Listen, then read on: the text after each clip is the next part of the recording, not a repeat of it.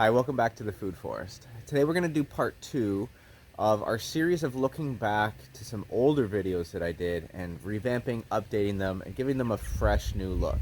Today is going to be a revisit to the concept of growing soil, not plants.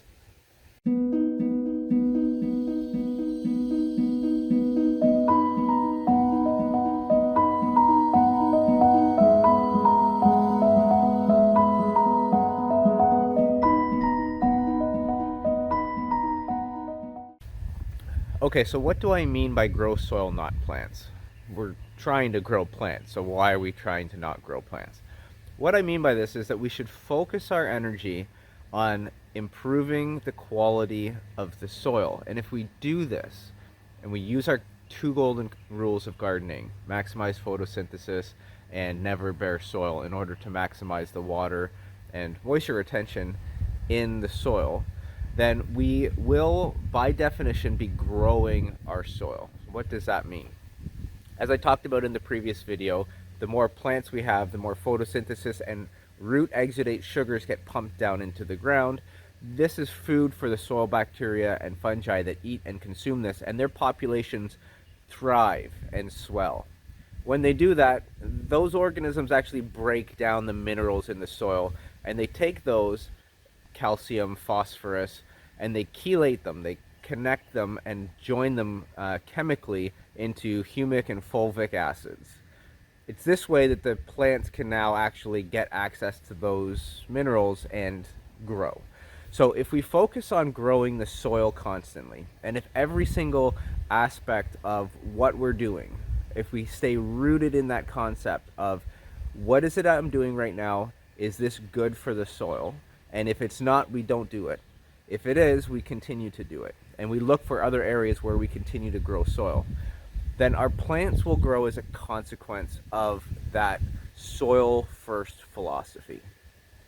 With that concept core in your mind right now, I want to touch on a comment that came from the previous video. It's a fantastic comment. And in responding to the comment, I actually said, the response to this comment actually deserves its own video. This is the video. So the original video that the comment was on was talking about filling in all the space, surrounding your fruit trees with other plants, surrounding your tomatoes with ground covers, doing things like the Three Sisters garden. I didn't mention it in that video, but that's the idea. Creating guilds of plants so that you don't just have one crop growing somewhere like we do in traditional agriculture. The comment was something that I hear often, which is, people I know or myself have tried this, and we actually experienced reduced yields. We tried it again, and we experienced again reduced yields. So what is the disconnect there? And being a man of science, I'm all about observation. Okay? We have to observe what we're doing. We have to think about it, get feedback from our actions, and then draw our own conclusions, modify our actions, and proceed along the scientific method. That's the best way to do things in life, and it's just ingrained into my soil it's ingrained into my soul. Funny play on words. It's ingrained into my soil as a engineer with a passion for botany. So there's 2 things going on in that observation. The first off is that we have a very narrow definition of what yield is. And it's very short-sighted. So it's narrow in both scope at the current time, and it's narrow also in a temporal fashion. And the second thing is that because it's narrow in a temporal fashion, it's also blind to the externalities that it forces into the future, and then also the grow soil, not plants concept. It's a focus on growing plants and not soil. So let's talk about that. Hey, sweet girl.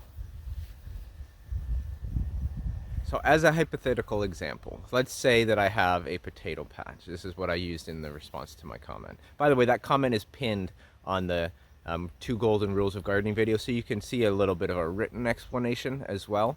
And there's a great discussion that followed it up, so you can check that out, but I'll explain it here.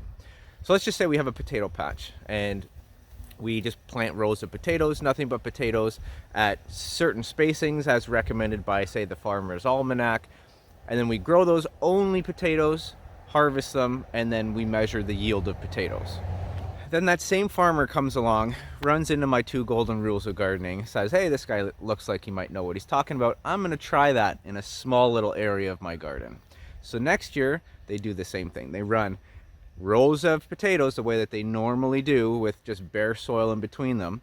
And then in the other part, they do the maximized photosynthesis version of that by creating a potato guild. They do rows of potatoes. Maybe they got clover as a ground cover between the potatoes. They've got yarrow as a, insect pollinator attractor. So they watch the Permaculture Guild guide video, so they have a bunch of ideas of things to plant. Maybe they plant some comfrey for the bees and for medicinal. They plant some basil. They plant some oregano, maybe some thyme, maybe some rosemary. Who knows? They plant a whole bunch of things in between the potatoes. Then at the end of the year, they come by, and some of their potatoes are a little bit covered from the growth of the comfrey and the yarrow and all that. And they harvest their potatoes, they dig it all up, and they measure it. And they actually find, no surprise, the yield of potatoes in that area is lower. So this is great scientific method, right? It's coming up with a thesis, it's trying to devise an experiment, it's trying to control all the variables, so you're only measuring the difference between 2 things. And then you get your observation, you calculate your results, and you draw conclusions. So the calculation of a result shows that the potato yield has gone down, and the conclusion then is that this is a poor way to garden, and the recommendation is to never do that ever again. And this is why the scientific method, when applied to people who don't use proper critical thinking, can actually lead to incorrect results. This is a problem in the scientific community sometimes, because you can have a set of observations and different people will come to different conclusions based off of that. So what's wrong with this kind of thinking? First off, that the yield calculation is just 1% of what's going on with this modified change of plan. The farmer's not just growing potatoes. Yes, the potato yield is going to go down because the photosynthesis energy collected by only potato leaves is lower. So there's a problem in the yield calculation, isn't there? Because with more plants growing, some of the leaves of these other plants are going to shade out the leaves of the potato plants. And the potatoes themselves will collect less photosynthesis energy and have less available to grow nice big green stalks, and then they'll have less energy at the end of the season to turn that green stalk energy, shove that down into the plant to swell the tubers to grow potatoes. The problem is the yield calculation only considers potatoes this year. So 2 things, only potatoes and only potatoes this year. But that farmer grew a whole bunch of other things. They grew basil, they grew yarrow, they can sell these things. Even if they don't sell these things, they supported the insect population, which will support the pollinators that pollinate the potatoes. So plan 1, where we just grow potatoes and we pull all the weeds and maybe spray insecticides to kill any insects that will come, because all there is potatoes. So anything that eats potatoes is going to have a field day there, and there's no support plants to support the predators of those pests. So the monocropper potato is going to have a whole bunch of other inputs like herbicides and pesticides. And even those, the externalities of those are not calculated into the yield of the potatoes. They probably don't calculate the cost of those things, but even if they do, they would only calculate the economic cost of buying those things. They wouldn't calculate the temporal effects of running a system like that, which is like crashing the insect population. Potentially in the future, your grandchildren will have no pollinators to ever grow potatoes ever again. And also, they're not doing any kind of soil analysis. They're not looking at the organic material in their soil after years and years and years of just doing monoculture potatoes and depleting and essentially mining the nutrients and life out of the soil, compared to in a polyculture setup where you're potentially doing as much no-till as possible. In a potato setup, it's going to be very hard, but you can kind of manage it a little bit. But you're also not accounting for the increased life in the soil by swelling the bacterial and fungal populations and the increased turnover and chelation of nutrients for future generations of that potato crop plantation. So the definition of yield is extremely limited. It's only looking at potatoes. It's not looking at all the other crops. It's only looking, oh wow, that is a really cool butterfly. It's only looking at potatoes. It's not looking at the other crops. It's only looking at the plant this year. It's not looking at the potential for that site to grow plants in the future. It's not looking at any kind of environmental externalities that are offset and not calculated in as a loss, such as the insect populations for the future for pollination. And this is a big reason why we do things the way that we do, is because often when a business runs some kind of profit loss calculation, they're only looking at the very, very short term, sometimes even shorter than a year. It's just profits in a quarter. Did they go up or down? So when we have an analysis method that only provides us feedback on the short-term benefits of a system, then we're going to incentivize systems of production that only look at those short-term things. They're not going to look at any kind of future quality of the soil. They're not going to look at the future quality of the earth that we pass to our grandchildren. This is really the root cause of everything that humans are doing poorly. We've lost that 7-generational thinking where we'll actually just empty out lakes of all the fish because that's the best way to make money.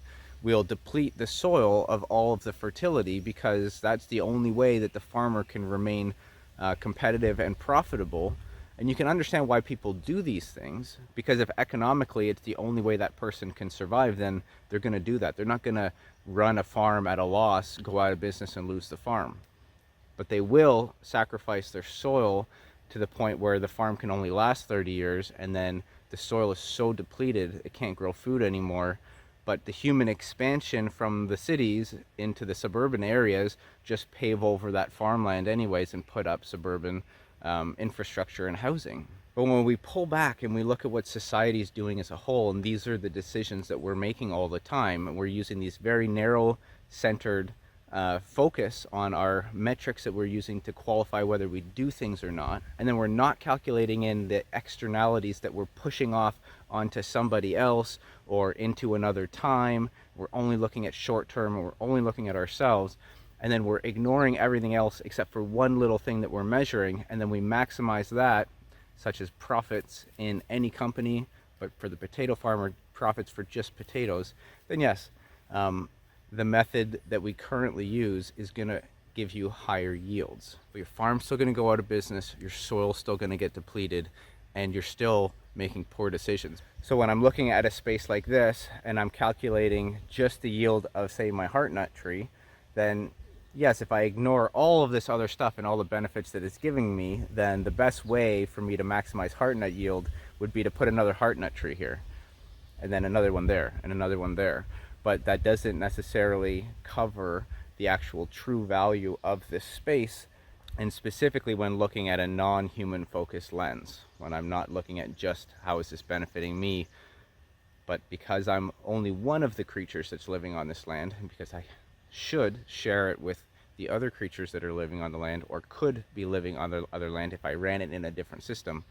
Running it like this benefits so many different insect populations all the way up the food chain to the higher apex predators than it would if I just ran this in a monoculture strawberry field, for example. So that is a very long-winded way of addressing the concept and the question that came up on assessing a system based off of a very shallow and focused, human-centered focused metric like yield of potatoes this year, and instead looking at the bigger picture. How is my soil growing so that I can grow plants not just this year, but so that 7 generations from now, my great grandkids, how many greats? I don't know, will have land that supports life. Thanks for watching. See you on the next one.